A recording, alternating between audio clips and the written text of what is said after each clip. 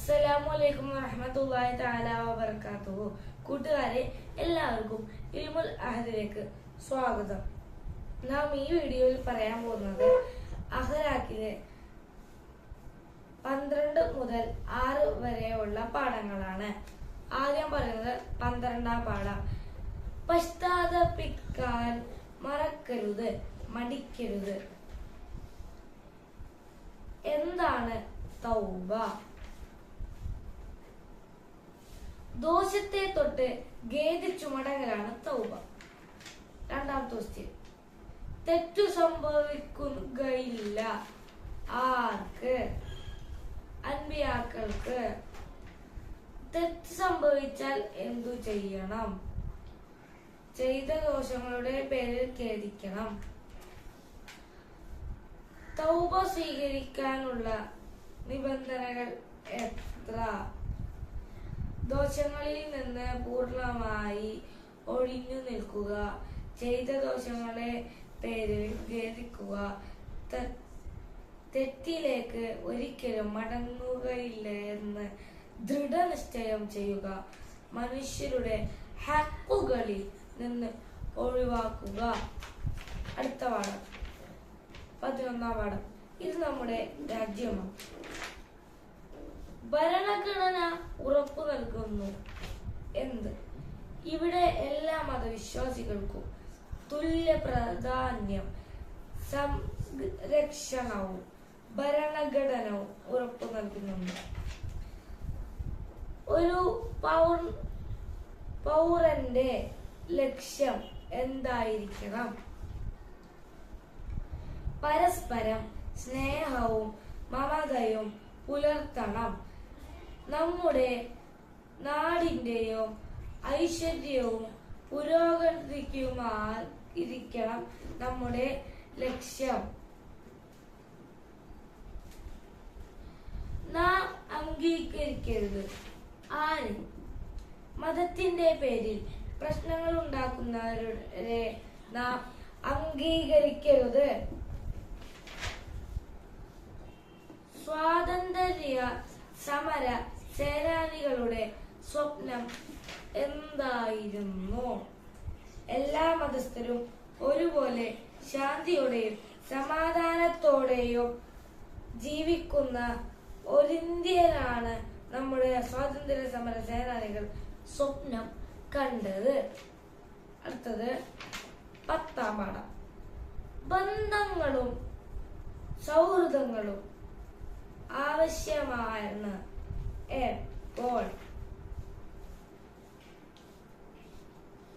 സമൂഹമായി ജീവിക്കുമ്പോൾ നമുക്ക് സൗഹൃദങ്ങളും ബന്ധങ്ങളും ആവശ്യമുണ്ട്.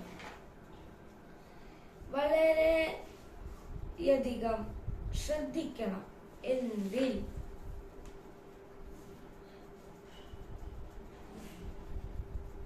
സമൂഹത്തിൽ ഓരോരുത്തരും ഓരോ സ്വഭാവക്കാരാണ്. നാം എല്ലാവരോടും നല്ല നിലയിൽ പെരുമാറണം. നാം എല്ലാവരോടും എങ്ങനെ പെരുമാറണം? നല്ല രീതിയിൽ പെരുമാറണം. ഒരിക്കലും കൂട്ടുകൂട്ടരുത് ആരുമായി. മദ്യത്തിനും മയക്കുമരുന്നിനും മറ്റും തിന്മകൾക്കും അടിമപ്പെട്ടവരുമായി ഒരിക്കലും കൂട്ടുകൂടരുത്. അടുത്ത പാഠം 9ാം പാഠം. നന്ദി കാണിച്ചു നല്ലവനാവുക. ശുക്ർ എന്നാൽ എന്ത്? ഗുണം ചെയ്തവന് നന്ദി പ്രകടിപ്പിക്കുക, അതാണ് ശുക്ർ. ശുക്ർ ഉണ്ടാവണം എന്തുകൊണ്ടെല്ലാം? മനസ്സുകൊണ്ടും വാക്കുകൊണ്ടും കർമ്മം കൊണ്ടും ശുക്ർ ചെയ്യണം. ഏറ്റവും വലിയ അനുഗ്രഹം ഏത്? എന്നെയും നിന്നെയും മുസ്ലിമാക്കിയത് തന്നെ ഏറ്റവും വലിയ അനുഗ്രഹമാണ്. അടുത്ത ചാപ്റ്റർ 8ാം പാഠം. സത്യവിശ്വാസിയുടെ വേഷവിധാനം. നബി സല്ലല്ലാഹു അലൈഹി വസല്ലമ തങ്ങൾ ശപിച്ചു. ആരെ?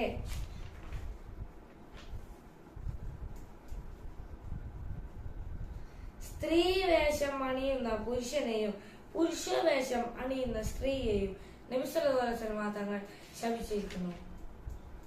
പുരുഷന് ധരിക്കൽ ഹറാമായ എന്തൊക്കെ? പട്ട്, സ്വർണം എന്നിവ ധരിക്കൽ പുരുഷന് ഹറാമാണ്. സ്ത്രീക്ക് നിഷിദ്ധമായത് ഏതെല്ലാം? പുറത്തു പോകുമ്പോൾ ആഭരണങ്ങൾ പ്രദർശിപ്പിക്കുന്നതും സ്ത്രീകൾക്ക് നിഷിദ്ധമാണ്. പുരുഷന് സുന്നത്തായ വസ്ത്രങ്ങൾ: വെള്ള വസ്ത്രം, തലപ്പാവ്, കമ്മീസ് എന്നിവ പുരുഷന് സുന്നത്തായ വസ്ത്രങ്ങളാണ്.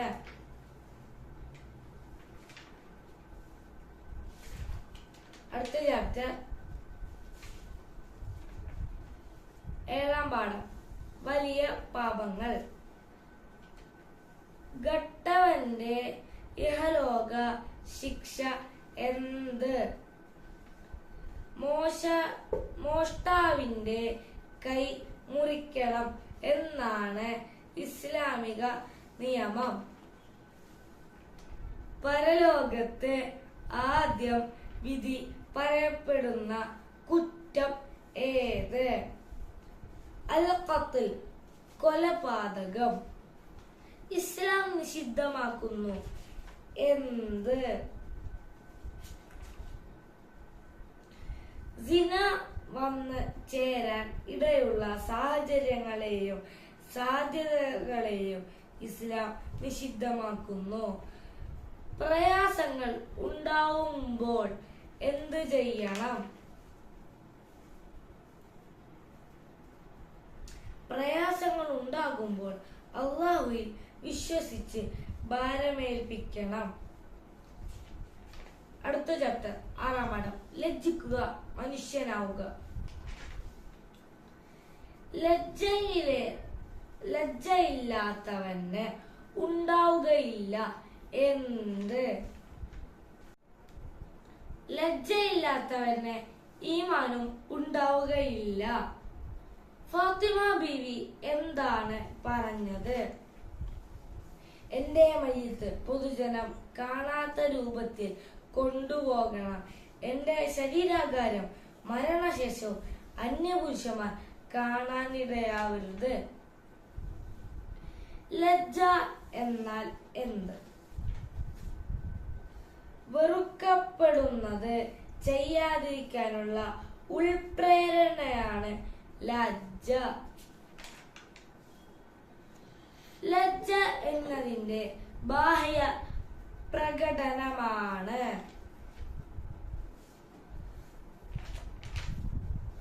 അല്ലാഹുവിനോടുള്ള ഭയത്തിന്റെയും ഈമാനിന്റെയും ബാഹ്യ പ്രകടനമാണ് ലജ്ജ.